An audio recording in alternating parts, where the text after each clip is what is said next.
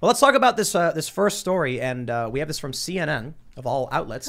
I like using CNN when it's something like this. White House responds to Russia's decision to put deterrence forces on high alert.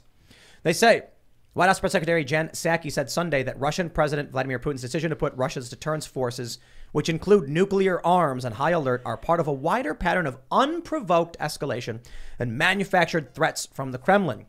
This is really a pattern that we've seen from President Putin through the course of this conflict, which is manufacturing threats that don't exist in order to justify further aggression.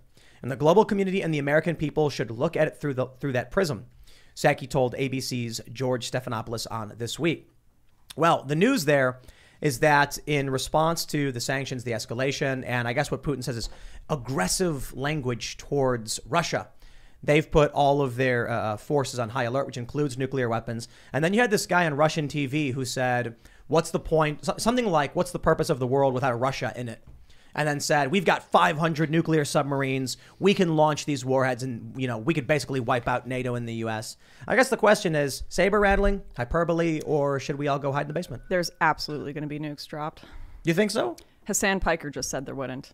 Oh, there will be. There we go. My man's yeah. reversed exactly. Nostradamus. We're Exactly. screwed. Reverse We're done for, guys. I want to launch them on Mars. I think if you nuke the poles on Mars, doesn't that start an atmosphere or something? You think Russia's going to do that? You know what's gonna funny be their about Maybe we could revenge? work together. Yeah. What's funny we'll about take that the North statement? Pole, they can take the South Pole. It has like 1% of what of like relevance to the conversation. I know. I'm just trying to make it better. I'm kind of You are talking about nukes, save but the world. wrong planet. I hope there's Or no right nukes. planet. I mean, why would anyone do it? It seems like if you launched a nuke, that would be the end of everything. No, I disagree. The surface. You don't think the surface would just get fried after that?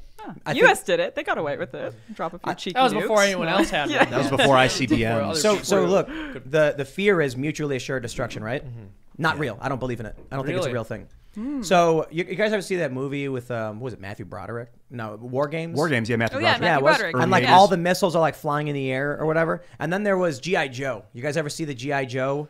No. Where Demi Moore? the guy who looks like the Pope plays the villain. What?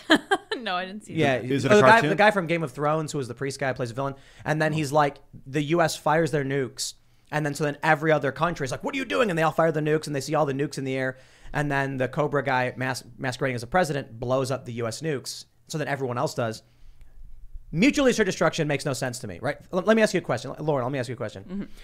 So a military officer comes to you and he says, Mr. Southern, 17 nuclear warheads are headed towards the eastern seaboard. There is nothing we can do to stop them. But you can choose to kill 10 million civilians yourself. Would you do it? Would you be like, I guess I'll blow up a bunch of civilians?